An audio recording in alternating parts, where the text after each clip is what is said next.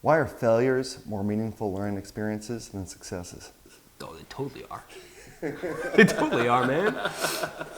If uh, so, if you get something wrong, you know why you got it wrong. If something goes right, there could be 100 things that drove that rightness, and in a certain sense, you don't really learn anything from getting it right because it could have been 100 different things. But if you get something wrong and you set up the test case in the right way, you always know what drove that wrong. And you can do another experiment that really validates that. It's very easy to define wrong. And so I think that's far more important than getting it right. What's an example kind of where you learn from a failure? So I used to do these postcards and send out to doors. And one of the really big insights was I made these really glossy ones with a designer, and he came and made them look all spiffy. And I put them on doors. And then I also made ones that I hand designed and put on really low-end paper.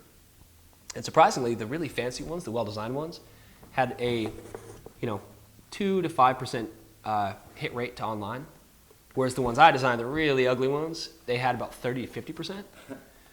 And so for a long time, I was failing with these really pretty ones. And then only when I made the jump to doing sort of the lo-fi ones was I successful.